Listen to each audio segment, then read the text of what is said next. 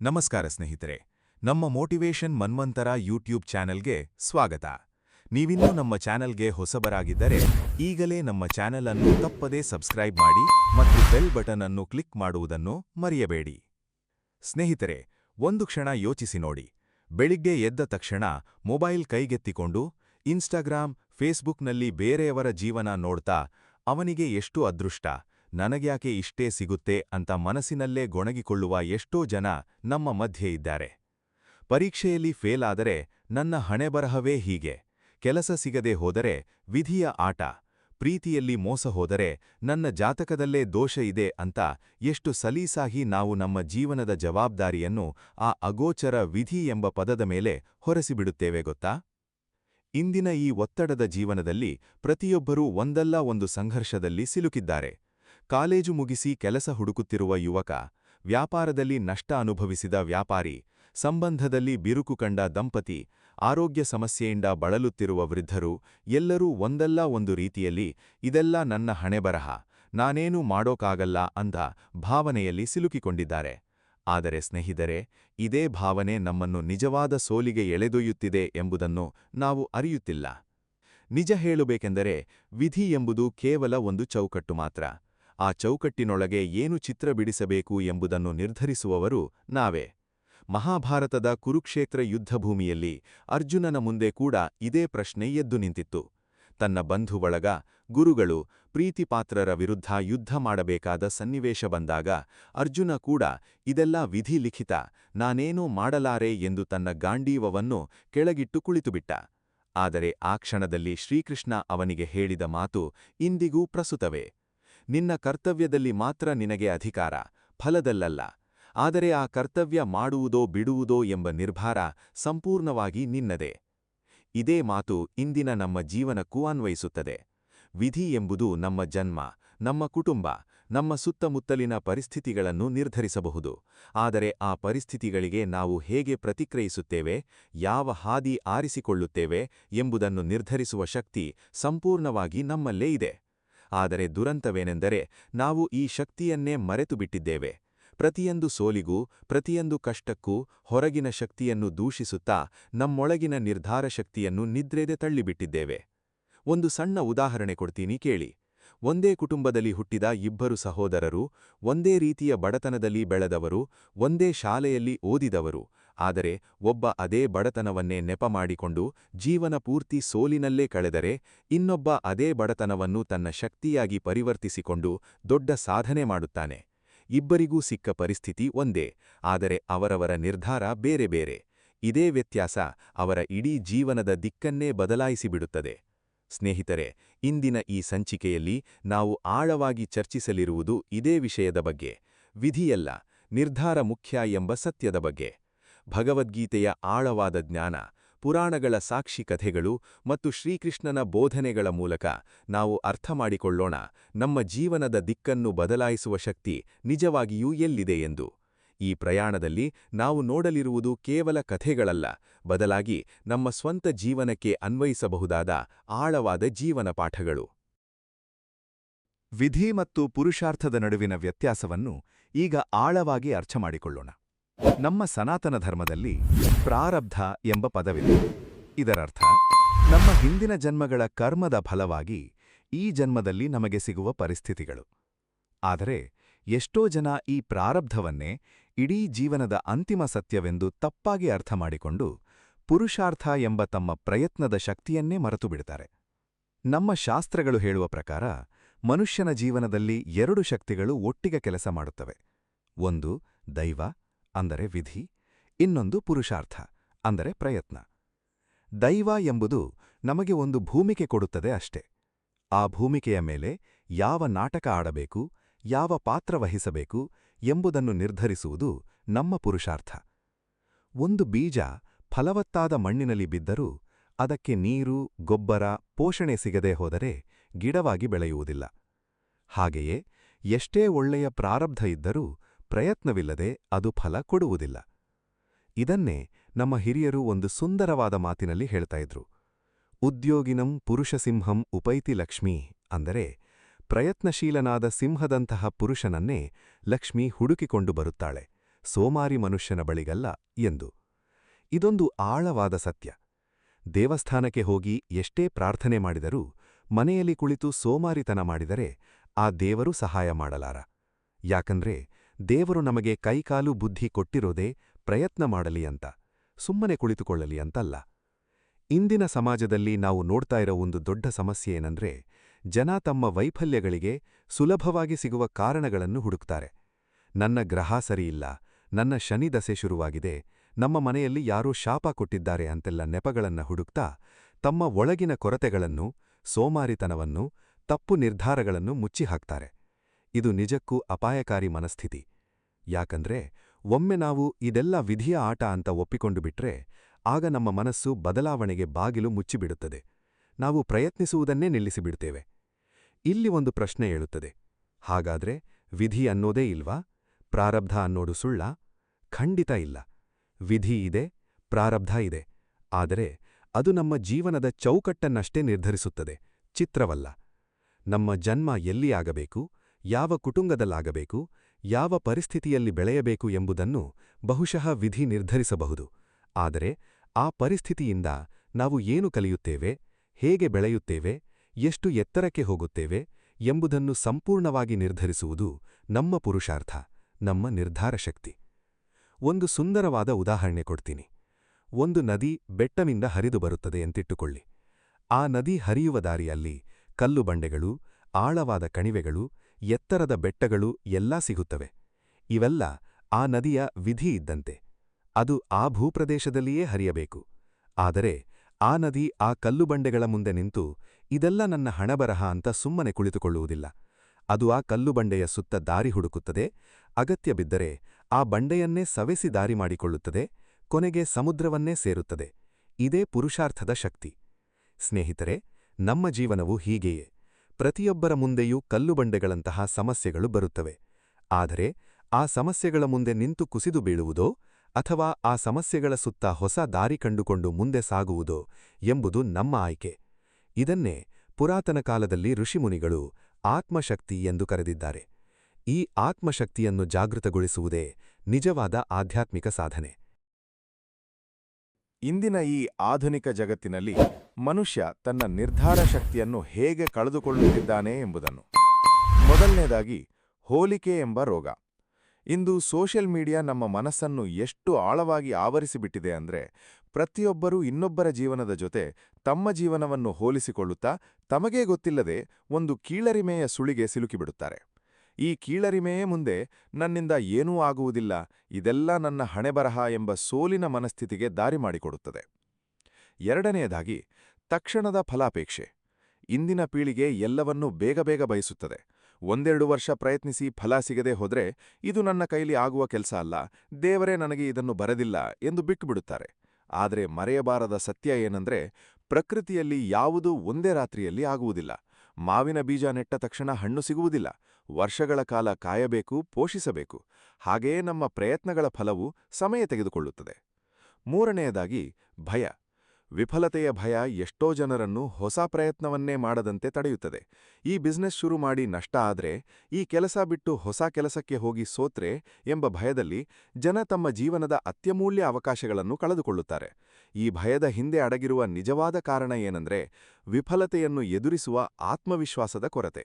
ಆದರೆ ಈ ಆತ್ಮವಿಶ್ವಾಸ ಎಲ್ಲಿಂದ ಬರುತ್ತದೆ? ಅದು ಬರುವುದು ನಾವು ಹಿಂದೆ ಎಷ್ಟು ಬಾರಿ ಬಿದ್ದು ಎದ್ದಿದ್ದೀವಿ ಎಂಬುದರಿಂದ. ಇಲ್ಲಿ ನಾನೊಂದು ಸಣ್ಣ ಘಟನೆ ಹೇಳ್ತೀನಿ ಕೇಳಿ. ಒಂದೂರಿನಲ್ಲಿ ಒಬ್ಬ ರೈತ ಇದ್ದ. ಅವನ ಹೊಲದಲ್ಲಿ ಸತತ 3 ವರ್ಷ ಬರಗಾಲ ಬಂತು. ಬೆಳೆ ಸಂಪೂರ್ಣ ನಾಶವಾಯಿತು. ಊರಿನ ಜನ ಇವನ ಹೊಲದಲ್ಲಿ ಏನೋ ಶಾಪ ಇದೆ, ಇನ್ನೇನು ಬೆಳೆಯಲ್ಲ ಅಂತ ಮಾತಾಡ್ಕೊಂಡ್ರು. ಆದರೆ ಆ ರೈತ ಮಾತ್ರ ಸುಮ್ಮನೆ ಕುಳಿತುಕೊಳ್ಳಲಿಲ್ಲ.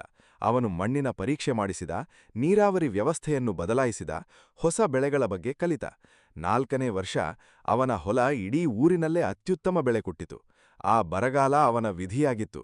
ಆದರೆ ಆ ವಿಧಿಯ ಮುಂದೆ ಸೋಲದೆ ಹೊಸ ದಾರಿ ಹುಡುಕಿದ್ದೇ ಅವನ ನಿರ್ಧಾರ ಆಗಿತ್ತು. ಇಂತಹ ಎಷ್ಟೋ ಉದಾಹರಣೆಗಳು ನಮ್ಮ ಸುತ್ತಮುತ್ತಲೇ ಇವೆ. ಆದರೆ ನಾವು ಅವುಗಳಿಂದ ಕಲಿಯುವ ಬದಲು ನಮ್ಮ ಸ್ವಂತ ಕಷ್ಟಗಳ ಮುಂದೆ ಮಾತ್ರ ದುರ್ಬಲರಾಗಿ ಬಿಡುತ್ತೇವೆ. ಯಾಕಂದ್ರೆ ನಮ್ಮ ಮನಸ್ಸು ಯಾವಾಗಲೂ ಸುಲಭವಾದ ದಾರಿಯನ್ನೇ ಹುಡುಕುತ್ತದೆ. ಇದೆಲ್ಲ ವಿಧಿಯ ಆಟ ಅಂತ ಹೇಳಿಬಿಟ್ರೆ ಆಗ ನಮಗೆ ಯಾವುದೇ ಜವಾಬ್ದಾರಿ ಇರುವುದಿಲ್ಲ, ಯಾವುದೇ ಪ್ರಯತ್ನ ಮಾಡಬೇಕಾದ ಅಗತ್ಯವೂ ಇರುವುದಿಲ್ಲ. ಇದು ಮನಸ್ಸಿಗೆ ಒಂದು ಸುಳ್ಳು ಸಮಾಧಾನ ಕೊಡುತ್ತದೆ, ಆದರೆ ಜೀವನವನ್ನು ಎಂದಿಗೂ ಮುಂದೆ ಸಾಗಿಸುವುದಿಲ್ಲ. ಇನ್ನೊಂದು ಮುಖ್ಯ ವಿಷಯ ಏನಂದ್ರೆ, ನಿರ್ಧಾರ ಶಕ್ತಿ ಎಂಬುದು ಒಂದೇ ದಿನದಲ್ಲಿ ಬೆಳೆಯುವಂತಹದ್ದಲ್ಲ. ಇದು ಪ್ರತಿದಿನದ ಸಣ್ಣ ಸಣ್ಣ ಆಯ್ಕೆಗಳಿಂದ ರೂಪುಗೊಳ್ಳುತ್ತದೆ. ಬೆಳಗ್ಗೆ ಬೇಗ ಏಳುವುದೋ ಬಿಡುವುದೋ, ಆರೋಗ್ಯಕರ ಆಹಾರ ಸೇವಿಸುವುದೋ ಬಿಡುವುದೋ, ಕೋಪ ಬಂದಾಗ ಸಂಯಮ ಕಾಪಾಡಿಕೊಳ್ಳುವುದೋ ಬಿಡುವುದೋ, ಈ ಎಲ್ಲ ಸಣ್ಣ ಸಣ್ಣ ನಿರ್ಧಾರಗಳೇ ಮುಂದೆ ದೊಡ್ಡ ದೊಡ್ಡ ನಿರ್ಧಾರಗಳನ್ನು ತೆಗೆದುಕೊಳ್ಳುವ ಶಕ್ತಿಯನ್ನು ನಮ್ಮೊಳಗೆ ಬೆಳೆಸುತ್ತವೆ. ಆದ್ದರಿಂದಲೇ ನಮ್ಮ ಹಿರಿಯರು ಹೇಳ್ತಾ ಇದ್ರು, ಚಿಕ್ಕ ಚಿಕ್ಕ ಅಭ್ಯಾಸಗಳೇ ದೊಡ್ಡ ಪಾತ್ರವನ್ನು ರೂಪಿಸುತ್ತವೆ ಅಂತ. ನಿರ್ಧಾರ ಶಕ್ತಿ ಮತ್ತು ಆತ್ಮಸ್ಥೈರ್ಯ ಇವೆರಡೂ ಒಂದೇ ನಾಣ್ಯದ ಎರಡು ಮುಖಗಳಂತೆ. ಆತ್ಮಸ್ಥೈರ್ಯ ಇಲ್ಲದೆ ಸರಿಯಾದ ನಿರ್ಧಾರ ತೆಗೆದುಕೊಳ್ಳೋದು ಅಸಾಧ್ಯ. ಆದರೆ ಈ ಆತ್ಮಸ್ಥೈರ್ಯ ಎಲ್ಲಿಂದ ಬರುತ್ತೆ ಅಂತ ಕೇಳಿದ್ರೆ, ಅದು ಬರೋದು ನಮ್ಮ ಸ್ವಂತ ಅನುಭವಗಳಿಂದ, ನಮ್ಮ ಸ್ವಂತ ಪ್ರಯತ್ನಗಳಿಂದ. ಯಾರೋ ಬಂದು ನಮಗೆ ಆತ್ಮಸ್ಥೈರ್ಯ ಕೊಡಲಾಗುವುದಿಲ್ಲ, ನಾವೇ ಅದನ್ನು ನಮ್ಮೊಳಗೆ ಬೆಳೆಸಿಕೊಳ್ಬೇಕು. ಇಂದಿನ ಪೋಷಕರು ಮಾಡುವ ಒಂದು ದೊಡ್ಡ ತಪ್ಪೇನೆಂದ್ರೆ, ಮಕ್ಕಳನ್ನು ಎಲ್ಲಾ ಕಷ್ಟಗಳಿಂದ ದೂರವಿಡುವ ಪ್ರಯತ್ನ. ಮಗುವಿಗೆ ಸ್ವಲ್ಪ ಕಷ್ಟ ಆದ ತಕ್ಷಣ ಓಡಿ ಬಂದು ಪರಿಹಾರ ಕೊಟ್ಬಿಡ್ತಾರೆ. ಇದರಿಂದ ಆ ಮಗು ಎಂದಿಗೂ ತನ್ನ ಸ್ವಂತ ಸಮಸ್ಯೆಗಳನ್ನು ಪರಿಹರಿಸಿಕೊಳ್ಳುವ ಶಕ್ತಿಯನ್ನು ಬೆಳೆಸಿಕೊಳ್ಳುವುದಿಲ್ಲ. ದೊಡ್ಡವನಾದ ಮೇಲೂ ಸಣ್ಣ ಸಣ್ಣ ಸಮಸ್ಯೆಗಳಿಗೂ ಇನ್ನೊಬ್ಬರ ಮೇಲೆ ಅವಲಂಬಿತನಾಗುತ್ತಾನೆ ಮತ್ತು ಸಮಸ್ಯೆ ಪರಿಹಾರವಾಗದೇ ಹೋದಾಗ ಇದೆಲ್ಲ ನನ್ನ ಹಣೆಬರಹ ಅಂತ ಹೇಳಿಬಿಡ್ತಾನೆ. ಆದರೆ ನಮ್ಮ ಪ್ರಾಚೀನ ಗುರುಕುಲ ಪದ್ಧತಿಯನ್ನು ನೋಡಿ. ಗುರುಕುಲದಲ್ಲಿ ವಿದ್ಯಾರ್ಥಿಗಳಿಗೆ ಬೇಕಂತಲೇ ಕಷ್ಟದ ಪರಿಸ್ಥಿತಿಗಳನ್ನು ಎದುರಿಸುವಂತೆ ಮಾಡಲಾಗುತ್ತಿತ್ತು. ಕಾಡಿನಲ್ಲಿ ಕಟ್ಟಿಗೆ ತರುವುದು, ಸ್ವಂತ ಆಹಾರ ಬೇಯಿಸಿಕೊಳ್ಳುವುದು, ಕಠಿಣ ಪರಿಸ್ಥಿತಿಗಳಲ್ಲಿ ಬದುಕುವುದು, ಇವೆಲ್ಲದರ ಹಿಂದಿನ ಉದ್ದೇಶ ಒಂದೇ: ಮಕ್ಕಳಲ್ಲಿ ಆತ್ಮನಿರ್ಭರತೆ ಮತ್ತು ನಿರ್ಧಾರ ಶಕ್ತಿಯನ್ನು ಬೆಳೆಸುವುದು. ಏಕಲವ್ಯನ ಕಥೆ ನಿಮಗೆ ಗೊತ್ತೇ ಇದೆ. ಗುರು ದ್ರೋಣಾಚಾರ್ಯರು ಶಿಷ್ಯನಾಗಿ ಸ್ವೀಕರಿಸದೆ ಹೋದಾಗ ಏಕಲವ್ಯ, ಇದು ನನ್ನ ಹಣೆಬರಹ, ನಾನು ಬಿಲ್ವಿದ್ಯೆ ಕಲಿಯಲಾರೆ ಅಂತ ಸುಮ್ಮನೆ ಕುಳಿತುಕೊಳ್ಳಲಿಲ್ಲ. ಬದಲಿಗೆ ಸ್ವಂತ ನಿರ್ಧಾರದಿಂದ ಗುರುವಿನ ಮಣ್ಣಿನ ಮೂರ್ತಿ ಮಾಡಿಕೊಂಡು ಸ್ವಂತ ಪ್ರಯತ್ನದಿಂದ ಅರ್ಜುನನಿಗಿಂತಲೂ ಶ್ರೇಷ್ಠ ಬಿಲ್ವಿದ್ಯೆ ಕಲಿತ. ಅವನ ಪರಿಸ್ಥಿತಿ ಅವನ ವಿಧಿಯಾಗಿತ್ತು, ಆದರೆ ಆ ಪರಿಸ್ಥಿತಿಯನ್ನು ಮೀರಿ ನಿಂತಿದ್ದೇ ಅವನ ನಿರ್ಧಾರ ಶಕ್ತಿಯ ಪ್ರತೀಕ. ಇಲ್ಲಿ ಇನ್ನೊಂದು ಮುಖ್ಯ ಅಂಶ ಗಮನಿಸಬೇಕು. ನಿರ್ಧಾರ ಶಕ್ತಿ ಎಂದರೆ ಕೇವಲ ದೊಡ್ಡ ದೊಡ್ಡ ಸಾಹಸಗಳನ್ನು ಮಾಡುವುದಲ್ಲ. ಕೆಲವೊಮ್ಮೆ ಅತ್ಯಂತ ದೊಡ್ಡ ನಿರ್ಧಾರ ಎಂದರೆ ಒಂದು ಕೆಟ್ಟ ಅಭ್ಯಾಸವನ್ನು ಬಿಡುವುದು, ಒಂದು ವಿಷಕಾಲಿ ಸಂಬಂಧದಿಂದ ಹೊರಬರುವುದು, ಅಥವಾ ಸುಮ್ಮನೆ ಪ್ರತಿದಿನ ಬೆಳಿಗ್ಗೆ ಬೇಗ ಏಳುವ ನಿರ್ಧಾರ ಮಾಡುವುದು. ಇವೆಲ್ಲ ಸಣ್ಣ ಸಣ್ಣ ವಿಷಯಗಳಂತೆ ಕಂಡರೂ ಇವೇ ಜೀವನದ ದಿಕ್ಕನ್ನೇ ಬದಲಿಸುತ್ತವೆ. ಇಂದಿನ ಜನರಲ್ಲಿ ಇನ್ನೊಂದು ದೊಡ್ಡ ಸಮಸ್ಯೆ ಏನಂದ್ರೆ ನಿರ್ಧಾರ ತೆಗೆದುಕೊಳ್ಳುವ ಭಯ. ಈ ನಿರ್ಧಾರ ತಪ್ಪಾದ್ರೆ ಏನು ಗತಿ ಎಂಬ ಭಯದಲ್ಲಿ ಎಷ್ಟೋ ಜನ ಜೀವನ ಪೂರ್ತಿ ಗೊಂದಲದಲ್ಲೇ ಕಳೆಯುತ್ತಾರೆ. ಆದರೆ ಇಲ್ಲಿ ಒಂದು ಸತ್ಯ ಅರ್ಥ ಮಾಡಿಕೊಳ್ಬೇಕು. ನಿರ್ಧಾರ ತೆಗೆದುಕೊಳ್ಳದೇ ಇರುವುದೂ ಒಂದು ನಿರ್ಧಾರವೇ, ಮತ್ತು ಈ ನಿರ್ಧಾರರಹಿತ ಸ್ಥಿತಿಯೇ ಹೆಚ್ಚಿನ ಸಂದರ್ಭಗಳಲ್ಲಿ ಅತ್ಯಂತ ಕೆಟ್ಟ ಫಲಿತಾಂಶ ಕೊಡುತ್ತದೆ. ಯಾಕಂದ್ರೆ ಸಮಯ ಯಾರಿಗೂ ಕಾಯುವುದಿಲ್ಲ. ಒಂದು ಅವಕಾಶ ಬಂದಾಗ ನಿರ್ಧಾರ ತೆಗೆದುಕೊಳ್ಳದೆ ಹೋದ್ರೆ ಆ ಅವಕಾಶ ಶಾಶ್ವತವಾಗಿ ಕೈತಪ್ಪಿ ಹೋಗಬಹುದು.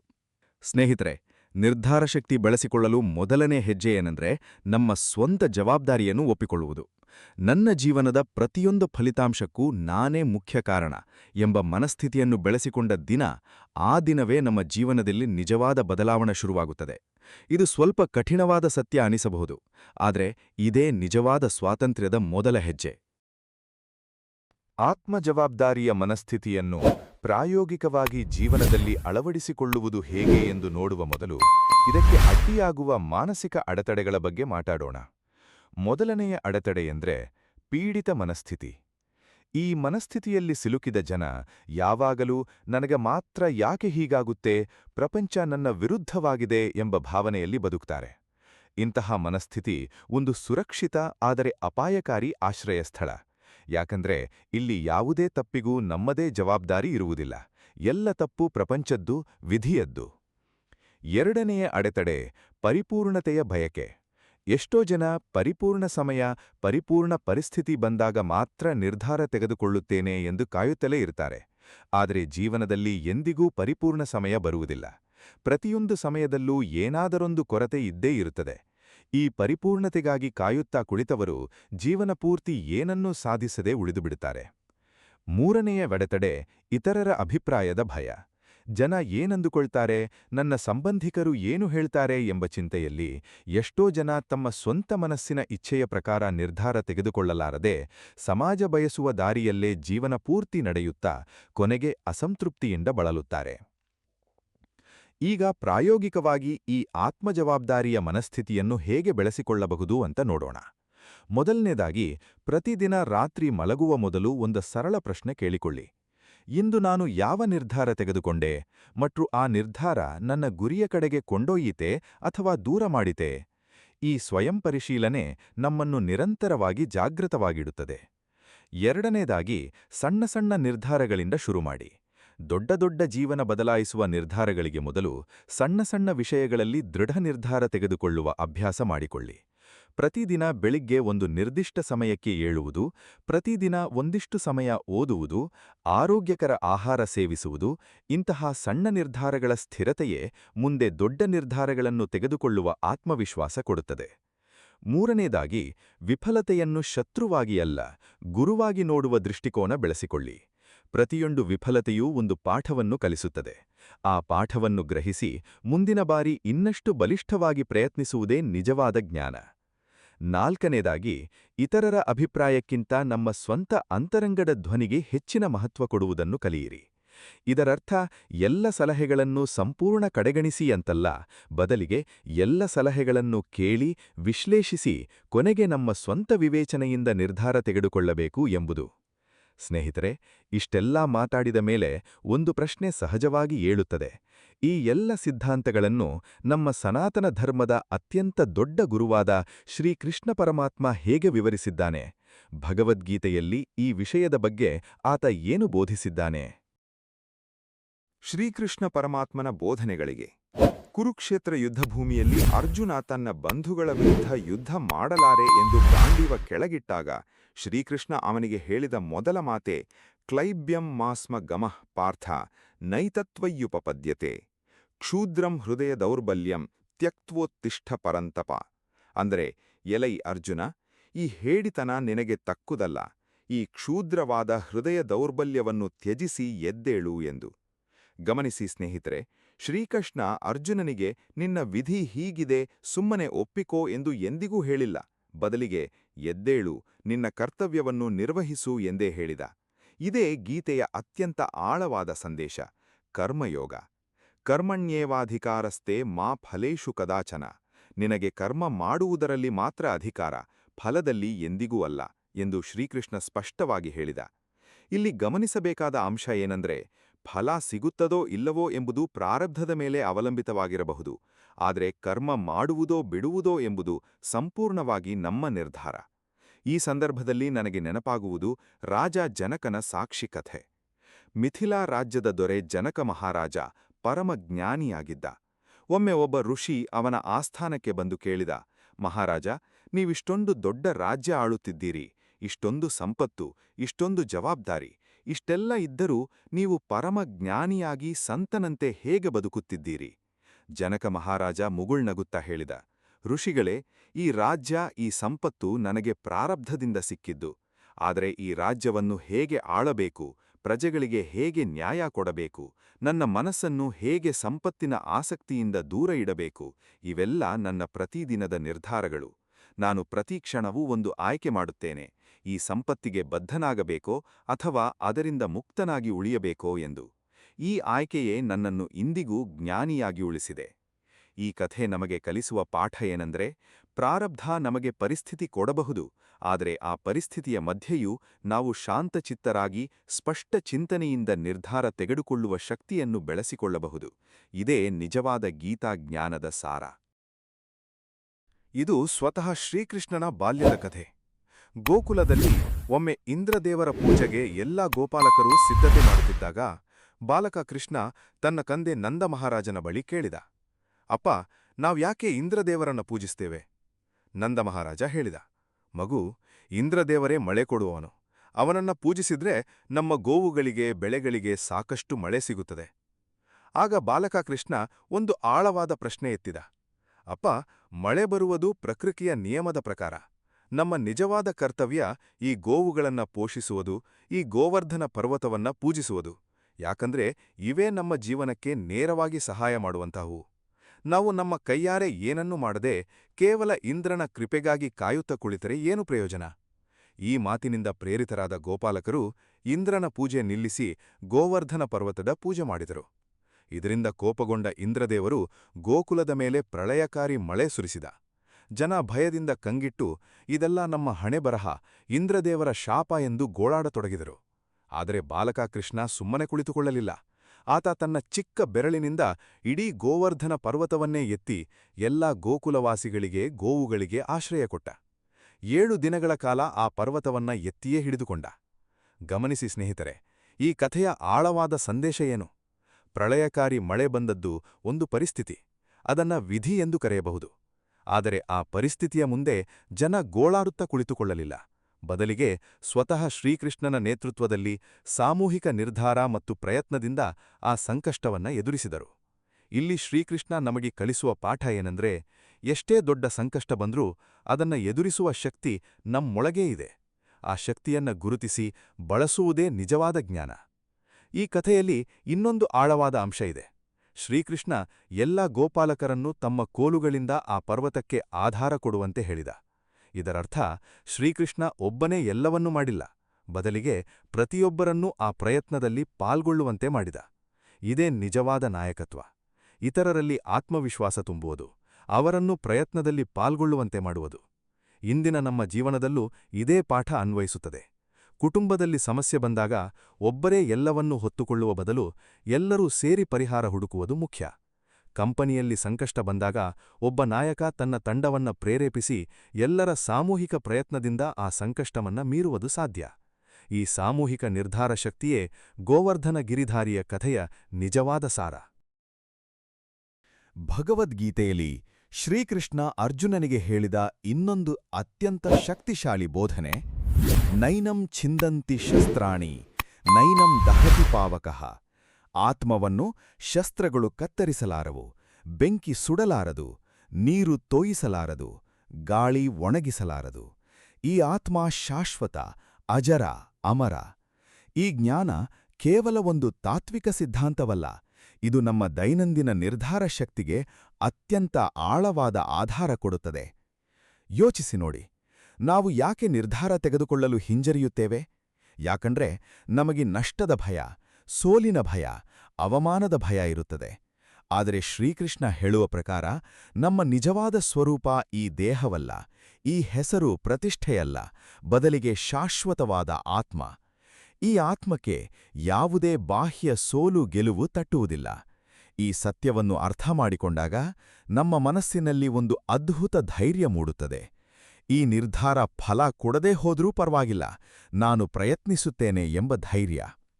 ಇಲ್ಲಿ ನಾನು ಇನ್ನೊಂದು ಪೌರಾಣಿಕ ಸಾಕ್ಷಿಕಥೆ ಹೇಳ್ತೀನಿ, ರಾಜ ಬಲಿಯ ಕಥೆ. ಮಹಾಬಲಿ ಒಬ್ಬ ಶಕ್ತಿಶಾಲಿ ಅಸುರರಾಜನಾಗಿದ್ದರೂ ಅತ್ಯಂತ ಧರ್ಮಿಷ್ಠನಾಗಿದ್ದ. ವಾಮನಾವತಾರದಲ್ಲಿ ಬಂದ ವಿಷ್ಣುವು 3 ಹೆಜ್ಜೆ ಭೂಮಿ ಬೇಡಿದಾಗ ಬಲಿಯ ಗುರು ಶುಕ್ರಾಚಾರ್ಯರು, ಇದು ಸ್ವತಃ ವಿಷ್ಣುವೇ ನಿನ್ನ ಇಡೀ ಸಾಮ್ರಾಜ್ಯವನ್ನೇ ಕಸಿದುಕೊಳ್ಳುತ್ತಾನೆ, ಮಾತು ಕೊಡಬೇಡ ಎಂದು ಎಚ್ಚರಿಸಿದರು. ಇದು ಬಲಿಯ ಪಾಲಿಗೆ ಒಂದು ಅತ್ಯಂತ ಕಠಿಣ ನಿರ್ಧಾರದ ಕ್ಷಣ. ತನ್ನ ಇಡೀ ಸಾಮ್ರಾಜ್ಯ, ಅಧಿಕಾರ, ಸಂಪತ್ತು ಕಳೆದುಕೊಳ್ಳುವ ಪ್ರಾರಬ್ಧ ಎದುರಿಗಿತ್ತು. ಆದರೆ ಬಲಿಚಕ್ರವರ್ತಿ ಏನು ಮಾಡಿದ? ಆತ ತನ್ನ ಗುರುವಿನ ಎಚ್ಚರಿಕೆಯನ್ನೂ ಮೀರಿ ತನ್ನ ಮಾತಿಗೆ ಬದ್ಧನಾಗುವ ನಿರ್ಧಾರ ಮಾಡಿದ. ನನ್ನ ಸಾಮ್ರಾಜ್ಯ ಹೋದರೂ ಪರವಾಗಿಲ್ಲ, ನನ್ನ ಮಾತು ಸುಳ್ಳಾಗಬಾರದು ಎಂದು ದೃಢ ನಿರ್ಧಾರ ಮಾಡಿ ದಾನ ಕೊಟ್ಟ. ಫಲಿತಾಂಶ, ವಾಮನ 2 ಹೆಜ್ಜೆಯಲ್ಲೇ ಇಡೀ ಭೂಮಿ, ಆಕಾಶವನ್ನು ಅಳೆದುಬಿಟ್ಟ. 3ನೇ ಹೆಜ್ಜೆಗೆ ಬಲಿ ತನ್ನ ಶಿರವನ್ನೇ ಒಪ್ಪಿಸಿದ. ಇದರಿಂದ ಸಂತುಷ್ಟನಾದ ವಿಷ್ಣುವು ಬಲಿಗೆ ಶಾಶ್ವತ ಕೀರ್ತಿ ಮತ್ತು ತನ್ನ ಸ್ವಂತ ಸಾಮೀಪ್ಯವನ್ನೂ ಕೊಟ್ಟ. ಇಂದಿಗೂ ಓಣಂ ಹಬ್ಬದಲ್ಲಿ ಬಲಿಚಕ್ರವರ್ತಿಯನ್ನು ಗೌರವದಿಂದ ಸ್ಮರಿಸಲಾಗುತ್ತದೆ. ಈ ಕಥೆಯ ಆಳವಾದ ಸಂದೇಶ ಏನಂದ್ರೆ, ಬಲಿಚಕ್ರವರ್ತಿ ನಷ್ಟದ ಭಯದಿಂದ ತನ್ನ ಮೌಲ್ಯಗಳನ್ನು ಬಿಟ್ಟುಕೊಡಲಿಲ್ಲ. ಆತ ತನ್ನ ಆತ್ಮಸಾಕ್ಷಿಗೆ ಬದ್ಧನಾಗುವ ನಿರ್ಧಾರ ಮಾಡಿದ. ಫಲಿತಾಂಶ ಏನೇ ಆಗಲಿ ಎಂಬ ಧೈರ್ಯದಿಂದ. ಇದೇ ಶ್ರೀಕೃಷ್ಣ ಗೀತೆಯಲ್ಲಿ ಬೋಧಿಸಿದ ನಿಷ್ಕಾಮ ಕರ್ಮ, ಫಲದ ಬಗ್ಗೆ ಚಿಂತಿಸದೆ ಸರಿಯಾದ ಕರ್ಮವನ್ನು ಮಾಡುವುದು. ಸ್ನೇಹಿತರೆ, ಇಂದಿನ ನಮ್ಮ ಜೀವನದಲ್ಲಿ ಎಷ್ಟೋ ಬಾರಿ ನಾವು ನಷ್ಟದ ಭಯದಿಂದ ಸರಿಯಾದ ನಿರ್ಧಾರ ತೆಗೆದುಕೊಳ್ಳುವುದನ್ನೇ ತಪ್ಪಿಸುತ್ತೇವೆ.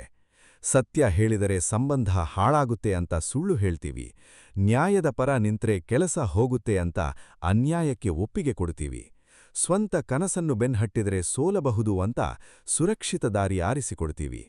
ಆದರೆ ಬಲಿಚಕ್ರವರ್ತಿಯ ಕಥೆ ನಮಗೆ ಕಲಿಸುವುದೇನೆಂದ್ರೆ, ಸರಿಯಾದ ನಿರ್ಧಾರವನ್ನು ಧೈರ್ಯದಿಂದ ತೆಗೆದುಕೊಂಡಾಗ ತಾತ್ಕಾಲಿಕ ನಷ್ಟ ಆದರೂ ಅಂತಿಮವಾಗಿ ಆ ಧರ್ಮನಿಷ್ಠೆಯೇ ನಮಗೆ ಶಾಶ್ವತ ಗೌರವ ಮತ್ತು ಶಾಂತಿ ತಂದುಕೊಡುತ್ತದೆ.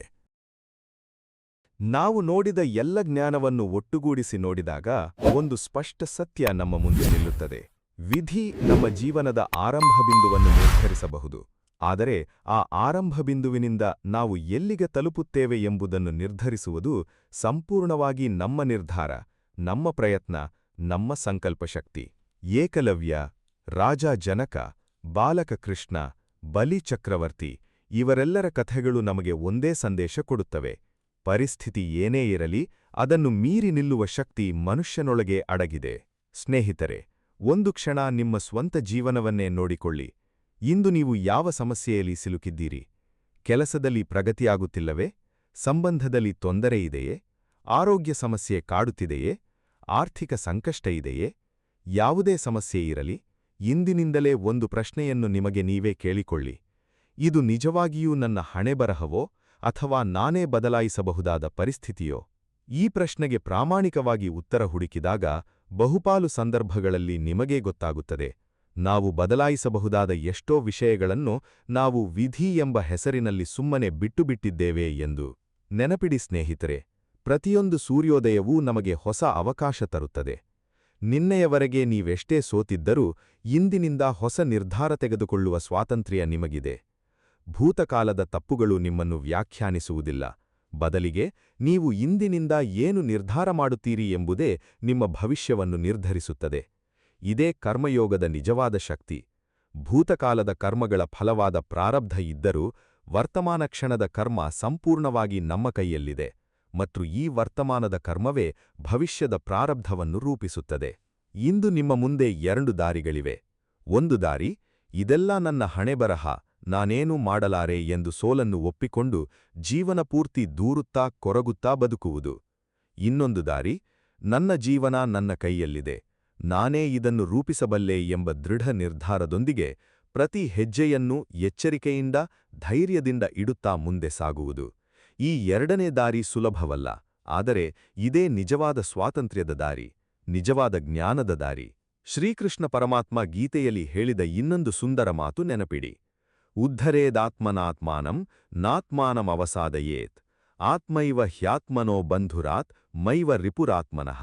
ಮನುಷ್ಯ ತನ್ನನ್ನು ತಾನೇ ಉದ್ಧರಿಸಿಕೊಳ್ಳಬೇಕು, ತನ್ನನ್ನು ತಾನೇ ಕೆಳಗಿಳಿಸಿಕೊಳ್ಳಬಾರದು. ಆತ್ಮವೇ ತನಗೆ ಬಂಧು, ಆತ್ಮವೇ ತನಗೆ ಶತ್ರು. ಈ ಮಾತಿನ ಅರ್ಥ ಎಷ್ಟು ಆಳವಾಗಿದೆ ನೋಡಿ.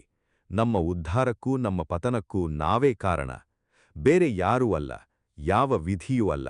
ಸ್ನೇಹಿತರೆ, ಇಂದೇ ನಿರ್ಧರಿಸಿ, ನಿಮ್ಮ ಆತ್ಮಕ್ಕೆ ನೀವೇ ಬಂಧುವಾಗುತ್ತೀರೋ ಶತ್ರುವಾಗುತ್ತೀರೋ ಎಂದು. ನಿಮ್ಮ ಕನಸುಗಳ ಬೆನ್ನಟ್ಟಲು ಇಂದೇ ಮೊದಲ ಹೆಜ್ಜೆ ಇಡಿ. ನಿಮಗೆ ಬೇಕಾದ ಬದಲಾವಣೆಗಾಗಿ ಇಂದೇ ಪ್ರಯತ್ನ ಶುರುಮಾಡಿ. ನೆನಪಿಡಿ, ಆಲದ ಮರವು ಒಂದು ಸಣ್ಣ ಬೀಜದಿಂದಲೇ ಶುರುವಾಗುತ್ತದೆ. ನಿಮ್ಮ ಇಂದಿನ ಸಣ್ಣ ನಿರ್ಧಾರವೇ ನಾಳಿನ ದೊಡ್ಡ ಸಾಧನೆಯ ಬೀಜ. ನಾವು ಈ ಆಳವಾದ ಪ್ರಯಾಣದ ಕೊನೆಯ ಹಂತಕ್ಕೆ ಬಂದು ತಲುಪಿದ್ದೇವೆ. ಈ ಇಡೀ ಸಂಚಿಕೆಯುದ್ದಕ್ಕೂ ನಾವು ಒಂದೇ ಸತ್ಯದ ಸುತ್ತ ಸುತ್ತಿದ್ದೇವೆ. ವಿಧಿ ನಮಗೆ ಚೌಕಟ್ಟು ಕೊಡುತ್ತದೆ, ಆದರೆ ಆ ಚೌಕಟ್ಟಿನೊಳಗೆ ಚಿಕ್ರ ಬಿಡಿಸುವವರು ನಾವೇ. ಪ್ರಾರಬ್ಧ ನಮಗೆ ಪರಿಸ್ಥಿತಿ ಕೊಡುತ್ತದೆ, ಆದರೆ ಆ ಪರಿಸ್ಥಿತಿಗೆ ನಾವು ಹೇಗೆ ಪ್ರತಿಕ್ರಿಯಿಸುತ್ತೇವೆ ಎಂಬುದೇ ನಮ್ಮ ನಿಜವಾದ ಜೀವನ ಕಥೆಯನ್ನು ಬರೆಯುತ್ತದೆ. ಇಂದು ಈ ಕ್ಷಣದಿಂದಲೇ ಒಂದು ಪ್ರತಿಜ್ಞೆ ಮಾಡಿ. ಇನ್ನು ಮುಂದೆ ನಾನು ನನ್ನ ಸೋಲುಗಳಿಗೆ ಯಾರನ್ನೂ ಯಾವುದನ್ನೂ ದೂಷಿಸುವುದಿಲ್ಲ. ನನ್ನ ಜೀವನದ ಪೂರ್ಣ ಜವಾಬ್ದಾರಿಯನ್ನು ನಾನೇ ಹೊತ್ತುಕೊಳ್ಳುತ್ತೇನೆ. ಪ್ರತಿ ಬೆಳಗ್ಗೆ ಎದ್ದಾಗ ನಾನೊಂದು ಹೊಸ ಆಯ್ಕೆ ಮಾಡುತ್ತೇನೆ. ಸೋಲಿನ ಆಯ್ಕೆಯಲ್ಲ, ಗೆಲುವಿನ ಆಯ್ಕೆ. ದೌರ್ಬಲ್ಯದ ಆಯ್ಕೆಯಲ್ಲ, ಶಕ್ತಿಯ ಆಯ್ಕೆ. ಈ ಪ್ರತಿಜ್ಞೆ ಕೇವಲ ಮಾತಿನಲ್ಲಿ ಉಳಿಯದೆ ನಿಮ್ಮ ಪ್ರತಿದಿನದ ಕ್ರಿಯೆಯಲ್ಲಿ ಪ್ರತಿಫಲಿಸಬೇಕು. ಅರ್ಜುನ ಗಾಂಡೀವ ಕೆಳಗಿಟ್ಟು ಕುಡಿತಾಗ ಶ್ರೀಕೃಷ್ಣ ಅವನನ್ನು ಎಚ್ಚರಿಸಿದಂತೆ ಇಂದು ನಾನೂ ನಿಮ್ಮನ್ನು ಎಚ್ಚರಿಸುತ್ತೇನೆ. ಎದ್ದೇಳಿ, ನಿಮ್ಮೊಳಗಿನ ಆ ಹೇಡಿತನವನ್ನು, ಆ ಸೋಲಿನ ಮನಸ್ಥಿತಿಯನ್ನು ತ್ಯಜಿಸಿ ನಿಮ್ಮ ಜೀವನದ ಗಾಂಡೀವವನ್ನು ಮತ್ತೆ ಕೈಗೆತ್ತಿಕೊಳ್ಳಿ. ನಿಮ್ಮ ಕನಸುಗಳ ಯುದ್ಧಭೂಮಿಯಲ್ಲಿ ಧೈರ್ಯದಿಂದ ನಿಂತುಕೊಳ್ಳಿ. ಏಕಲವ್ಯನಂತೆ ಗುರುವಿಲ್ಲದೆಯೂ ಸ್ವಂತ ಸಂಕಲ್ಪದಿಂದ ಕಲಿಯುವ ಧೈರ್ಯ ತೋರಿಸಿ. ಜನಕ ಮಹಾರಾಜನಂತೆ ಸಂಪತ್ತಿನ ಮಧ್ಯೆಯೂ ಸಮಚಿತ್ತತೆ ಕಾಪಾಡಿಕೊಳ್ಳಿ. ಬಲಿ ಚಕ್ರವರ್ತಿಯಂತೆ ನಷ್ಟದ ಭಯಕ್ಕಿಂತ ಧರ್ಮಕ್ಕೆ ಹೆಚ್ಚಿನ ಮಹತ್ವ ಕೊಡಿ. ಸ್ನೇಹಿತರೆ, ನೆನಪಿಡಿ, ನಿಮ್ಮ ಜೀವನದ ಕಥೆಯನ್ನು ಬರೆಯುವವರು ನೀವೇ. ಎಷ್ಟೋ ಜನ ವಿಧಿ ಬರೆದದ್ದನ್ನು ಯಾರೂ ಅಳಿಸಲಾರರು ಎಂದು ಹೇಳುತ್ತಾರೆ, ಆದರೆ ನಾನು ಕೇಳುತ್ತೇನೆ, ಆ ವಿಧಿಯನ್ನು ಬರೆದವರು ಯಾರು? ಅದು ನಿಮ್ಮ ಹಿಂದಿನ ಕರ್ಮಗಳ ಫಲವಲ್ಲವೇ? ಮತ್ತು ಆ ಕರ್ಮಗಳನ್ನು ಮಾಡಿದವರು ಯಾರು? ನೀವೇ ಅಲ್ಲವೇ? ಹಾಗಾದರೆ ನಾಳಿನ ವಿಧಿಯನ್ನೂ ಬರೆಯುವವರು ಇಂದಿನ ನಿಮ್ಮ ಕರ್ಮಗಳೇ ಅಲ್ಲವೇ? ಈ ಸತ್ಯವನ್ನು ಅರ್ಥಮಾಡಿಕೊಂಡಾಗ ವಿಧಿ ಎಂಬುದು ನಮ್ಮನ್ನು ಬಂಧಿಸುವ ಸಂಕೋಲೆಯಲ್ಲ, ಬದಲಿಗೆ ನಮ್ಮ ಸ್ವಂತ ಕೈಯಲ್ಲಿರುವ ಕುಂಚ ಎಂಬುದು ಸ್ಪಷ್ಟವಾಗುತ್ತದೆ. ಇಂದಿನಿಂದ ಪ್ರತಿ ಕ್ಷಣದಲ್ಲೂ ಒಂದು ಪ್ರಶ್ನೆ ನಿಮ್ಮ ಮನಸ್ಸಿನಲ್ಲಿರಲಿ. ಈ ಕ್ಷಣದಲ್ಲಿ ನಾನು ತೆಗೆದುಕೊಳ್ಳಬಹುದಾದ ಅತ್ಯುತ್ತಮ ನಿರ್ಧಾರ ಯಾವುದು? ಈ ಪ್ರಶ್ನೆಯನ್ನು ಪ್ರತಿದಿನ ಕೇಳಿಕೊಂಡು ಆ ಪ್ರಶ್ನೆಗೆ ಪ್ರಾಮಾಣಿಕವಾಗಿ ಉತ್ತರಿಸಿ ಕಾರ್ಯರೂಪಕ್ಕೆ ತಂದಾಗ ನಿಮ್ಮ ಜೀವನ ನಿಧಾನವಾಗಿ ಆದರೆ ಖಚಿತವಾಗಿ ಬದಲಾಗುತ್ತದೆ. ಇದೊಂದು ರಾತ್ರಿಯ ಪವಾಡವಲ್ಲ, ಇದು ಪ್ರತಿ ದಿನದ ಸಾಧನೆ, ಪ್ರತಿ ಕ್ಷಣದ ಜಾಗೃತಿ. ಶ್ರೀಕೃಷ್ಣ ಪರಮಾತ್ಮ ಗೀತೆಯ ಕೊನೆಯಲ್ಲಿ ಅರ್ಜುನನಿಗೆ ಹೇಳಿದ ಮಾತು ನೆನಪಿಡಿ: ಯಥೇಚ್ಛಸಿ ತಥಾ ಕುರು, ನಿನಗೆ ಇಷ್ಟವಾದಂತೆ ಮಾಡು. ಇಡೀ ಗೀತೆಯ ಜ್ಞಾನ ಬೋಧಿಸಿದ ನಂತರವೂ ಶ್ರೀಕೃಷ್ಣ ಅರ್ಜುನನ ಮೇಲೆ ಯಾವುದೇ ನಿರ್ಧಾರವನ್ನು ಹೇರಿಲಿಲ್ಲ. ಅಂತಿಮ ನಿರ್ಧಾರವನ್ನು ಅರ್ಜುನನಿಗೆ ಬಿಟ್ಟುಬಿಟ್ಟ. ಇದೇ ಜೀವನದ ಅತ್ಯಂತ ದೊಡ್ಡ ಸತ್ಯ. ಎಷ್ಟೇ ಜ್ಞಾನ ಸಿಕ್ಕರೂ, ಎಷ್ಟೇ ಮಾರ್ಗದರ್ಶನ ಸಿಕ್ಕರೂ, ಅಂತಿಮ ನಿರ್ಧಾರ ತೆಗೆದುಕೊಳ್ಳುವ ಜವಾಬ್ದಾರಿ ಮಾತ್ರ ಪ್ರತಿಯೊಬ್ಬರದ್ದೂ ಆಗಿರುತ್ತದೆ. ಸ್ನೇಹಿತರೆ, ಇಂದಿನಿಂದ ನಿಮ್ಮ ಜೀವನದಲ್ಲಿ ವಿಧಿ ಎಂಬ ಪದವನ್ನು ನೆಪವಾಗಿ ಬಳಸುವುದನ್ನು ನಿಲ್ಲಿಸಿ. ಬದಲಿಗೆ ನಿರ್ಧಾರ ಎಂಬ ಪದವನ್ನು ನಿಮ್ಮ ಜೀವನದ ಮಾರ್ಗದರ್ಶಿಯಾಗಿ ಸ್ವೀಕರಿಸಿ. ಪ್ರತಿ ಸೋಲಿನಲ್ಲೂ ಪಾಠ ಹುಡುಕಿ, ಪ್ರತಿ ಗೆಲುವಿನಲ್ಲೂ ವಿನಮ್ರತೆ ಕಾಪಾಡಿಕೊಳ್ಳಿ.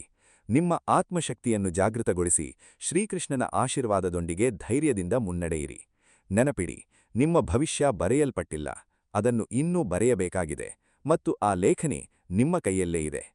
ಇದಿಷ್ಟು ಈ ಸಂಚಿಕೆಯ ವಿಷಯವಾಗಿದೆ. ಈ ಸಂಚಿಕೆಯ ಅನಿಸಿಕೆಯ ಅಭಿಪ್ರಾಯಗಳನ್ನು ತಪ್ಪದೇ ನಮ್ಮೊಂದಿಗೆ ಹಂಚಿಕೊಳ್ಳಿ ಮತ್ತು ಲೈಕ್ ಮಾಡುವುದನ್ನು ಮರೆಯಬೇಡಿ. ಈ ಸಂಚಿಕೆ ನಿಮಗೆ ಇಷ್ಟವಾಗಿದ್ದಲ್ಲಿ ಹರೇ ಕೃಷ್ಣ ಎಂದು ಕಮೆಂಟ್ ಮಾಡಿ, ಅಥವಾ ನಿಮ್ಮ ಇಷ್ಟದ ದೇವರ ಹೆಸರನ್ನು ಕಮೆಂಟ್ನಲ್ಲಿ ಬರೆಯಿರಿ. ಆ ಭಗವಂತನು ನಿಮ್ಮೆಲ್ಲರನ್ನೂ ಆಶೀರ್ವದಿಸಲಿ. ವಂದನೆಗಳು.